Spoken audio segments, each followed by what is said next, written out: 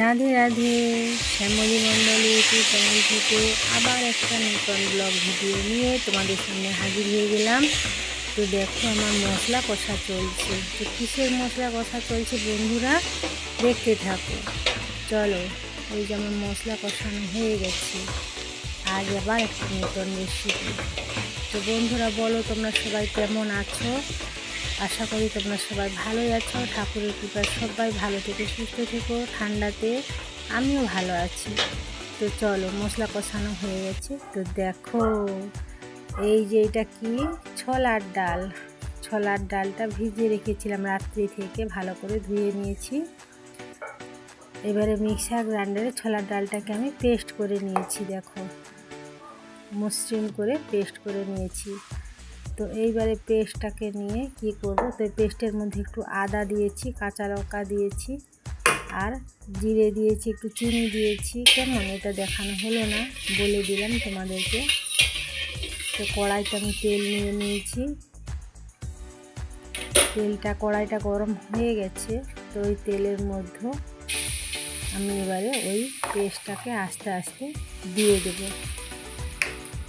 পেস্টটাকে দিয়ে ওতে সব পেস্টটা আস্তে আস্তে আমি ঢেলে দিলাম। দেখতে থাকো বন্ধুরা, খুব ভালো একটা রেসিপি। আশা করি তোমাদের সবার ভালো লাগবে এই রেসিপিটি। যদি ভালো লাগে একটা লাইক, কমেন্ট আর শেয়ার করে দিও।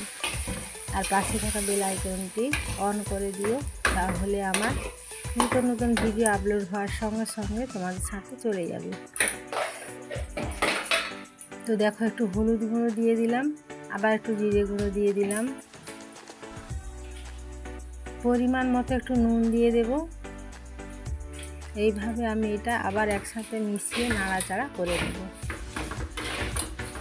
ভালো করে একটু নাড়াচাড়া করে দিলাম, আর সবটা ভালো করে আমি মেখে নেব এটার মধ্যে। দেখতে থাকো বন্ধুরা। তো দেখো আমার মাখানো রেডি। এবার আমি এটাকে একটা পাত্রে তুলে নেব। থালাতে করে একটা তুলে নিলাম।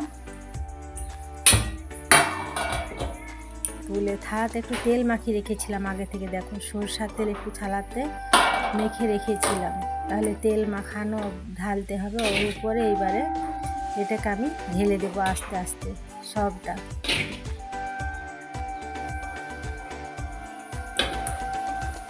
এইভাবে আমি সবটা ঢেলে নিলাম। তাহলে এটাকে আমি থালাতে ভালো করে চাড়িয়ে হাতে করে দেবে দেবে পুরো থালাটাতে আমি মিলে দেবো জিনিসটাকে। হ্যাঁ, দেখতে থাকো। কিছুক্ষণ পর এই জিনিসটা আমার জমাট খেয়ে বসে যাবে। যেমন আমরা সুজি করি একদম সেই রকম থালাতে ঢেলে ওরকম করে চাড়িয়ে দিলাম। তো চলো, আবার ওইটার জন্য কি কি মশলা লাগে। টমেটো দিয়েছি, চার মগজ দিলাম,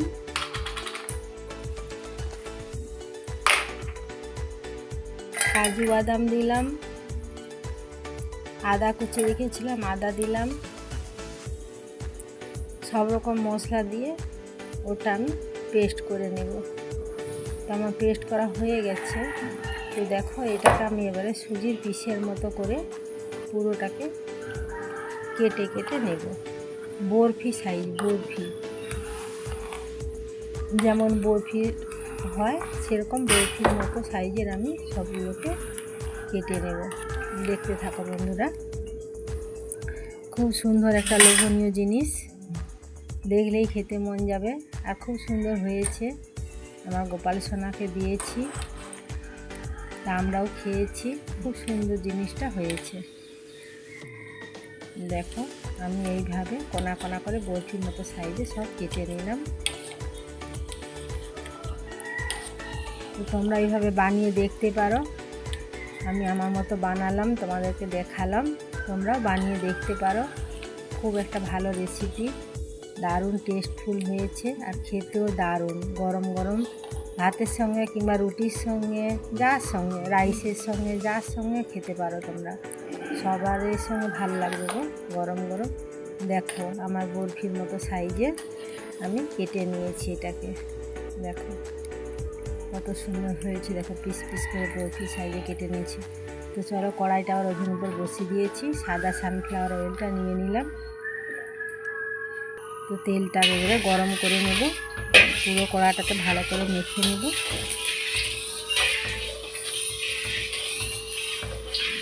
শীতকালে আমার গোপাল সোনার জন্য এরকম নিত্য নতুন জিনিস বানিয়ে আমার গোপাল সোনাকে দেয়া হচ্ছে বন্ধুরা। আর সবাই তোমরা খাবে চলে এসো আমার গোপাল সোনার প্রসাদ, তোমাদের সবাই জন্য নিমন্ত্রণ রইল।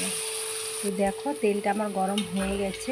সব ওই যে বরফির মতো কেটে রেখেছিলাম ধোকাগুলোকে, তাহলে বরফির মতো ওইগুলোকে আমি তেলে ভেজে নেব, লাল লাল করে ভেজে নেব।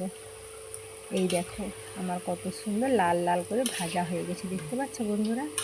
কত সুন্দর লেগেছে দেখতে, কি অপূর্ব তাই না? আর খেতেও সেরকম মজাদার রেসিপি একটা, খেতেও খুব সুন্দর। গরম ভাত কিংবা ফ্রায়েড রাইস কিংবা রুটি লুচি যার সাথে খেতে পারো, খুব সুন্দর। একবার বানিয়ে দেখো বন্ধুরা, বারবার খেতে মন যাবে। কোনো বাটাবাটি খাটাখাটি ছাড়াই, খুব সুন্দর, কোনো ঝামেলা ছাড়াই, একদম একটা সুন্দর রেসিপি। তো দেখো আমার এইভাবে আমি সবগুলো ভেজে নিয়েছি। কড়াইতে আবার তেল দিয়ে দিলাম।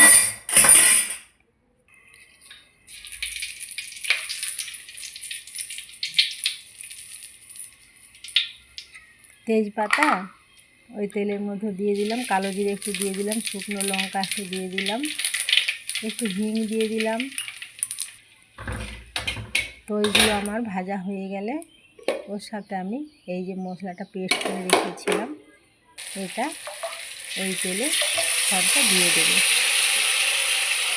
তো দিয়ে মশলাটা ভালো করে কষাতে হবে, অনেকক্ষণ ধরে নাড়াচাড়া করে মশলাটা আমাকে কষাতে হবে, তাই না?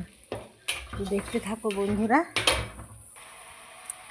এইবারে ধনে গুঁড়ো, হলুদ গুঁড়ো আর জিরে গুঁড়ো আর চিনি, একটু লাল লঙ্কার গুঁড়ো নিয়েছি, এটাতে আমি এই পেস্টটার সাথে দিয়ে দেব, মশলাটার সাথে দিয়ে আবার নাড়াচাড়া করব। তো নাড়াচাড়া করতে করতে যখন তেল ছেড়ে যাবে ভাববো আবার মশলাটা কষানো হয়ে গেছে। দেখো আমার তেল ছেড়ে গেছে, তাহলে আমার মশলাটা কষানো হয়ে গেছে বন্ধুরা। আরও একটু মশলাটা কষিয়ে নেব ভালো করে, যাতে সব কিছু মশলাগুলো কাঁচা গন্ধ না থাকে, কেমন? তো চলো মশলাটা কষানো হয়ে গেছে। এতে আমি এবার একটু পরিমাণ মতো জল দিয়ে দিলাম, আরও একটু জল লাগবে। মশলাটা আবারও আমার জল দিয়ে আবারও কষানো হয়ে গেল। তো এইবার আমি একটু বেশি করে, তো দেখো আমার মশলাটা কষানো হয়ে গেছে। জলটা যে দিয়েছিলাম জলটা শুকনো হয়ে আবার তেল ছেড়ে গেছে। এইবারে আমি আরও পরিমাণ মতো একটু জল দিয়ে দিব, ধোকাগুলো দেওয়া হবে তো, তার জন্য পরিমাণ মতো একটু জল দিতে হবে। তো আমি যেমন করেছি সেরকম পরিমাণ মতো জল দিয়েছি, তোমরা তোমাদের পরিমাণ মতো জল দিও। একটু গরম মশলার গুঁড়ো দিয়ে দিলাম এর ওপর, ভালো করে মাখিয়ে নিলাম। তো কসৌরি মেথিগুলো একটু গুঁড়ো করে মেথি পাতাগুলোকে দিয়ে দিলাম, আবার একটু ভালো করে নেড়ে চেড়ে মেখে নেব। ভালো করে মেখে নিলাম, ঝোলটা ফুটে এসে এবারে ভেজে রাখাগুলো ধোকাগুলো দিয়ে দিলাম, দিয়ে একটু নাড়াচাড়া করে ভালো করে মেখে নেব। বেশি নাড়াচাড়া মানে বেশি করা যাবে না, কারণ ধোকাগুলো ভেঙে যেতে পারে, তাই না? দিয়ে দেখো আমার ধোকার ডালনা রেডি। দেখো কত সুন্দর কালারটা হয়েছে, আর কি সুন্দর ধোকার ডালনা। তো বন্ধুরা তোমরা সবাই ভালো থেকো, সুস্থ থেকো, রাধে রাধে। পারলে এভাবে বানিয়ে ঘরে দেখতে পারো বন্ধুরা।